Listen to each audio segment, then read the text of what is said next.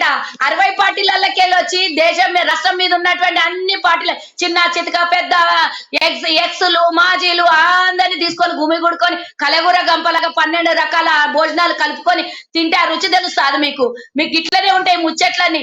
ఈ రోజు ఈటల రాజేందర్ గురించి పెద్ద గొప్పలు మాట్లాడుతుంది. బీఆర్ఎస్ పార్టీ అంటే అవినీతి పార్టీ, బీఆర్ఎస్ పార్టీ అంటే స్కాములు, బీఆర్ఎస్ పార్టీ దోచుకున్నారు. అళ్ళ నుంచే సెకండ్ క్యాడర్ అని చెప్పుకొని నేను కూడా టీఆర్ఎస్ పార్టీకి అధినాయకుడిని, నేను కూడా ఓనర్ అని చెప్పుకున్నటువంటి ఈటల రాజేందర్ శంకర్ల పోయంగానే తీరుమెట్లయిపోయిండు.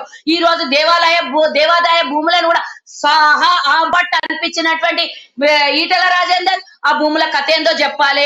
ఈ రోజు కేసీఆర్ నెపమేసిండు, కేసీఆర్ ఆయన మీద ఆరోపణలు చేసిండు, 100 ఎకరాలు 100 కోట్ల రూపాయలు స్కాములు చేసిండు, 100 కోట్ల రూపాయలు అవినీతి సొమ్ముంది ఈటల రాజేందర్ దగ్గర. మరి మీ దగ్గరకు వచ్చే వరకు ఆ ఈటల రాజేందర్ ప్రీతుడు అయిపోయిండు. ఎట్లయిపోయిండో తెలియదు. బీజేపీ దగ్గరకు వచ్చిన తర్వాత బీజేపీ ఒక్క మాట మాట్లాడదు. టిఆర్ఎస్ పార్టీ ఇంతవరకు బీజేపీలో పోయిన తర్వాత ఒక్క మాట కేసు గురించి అంటే ఇంకోసారి రిమాండ్ చేసి ఆ కేసు మీద మళ్ళీ విచారణ జరపలేదు. అంటే బీజేపీలకు పంపించింది కేసీఆర్.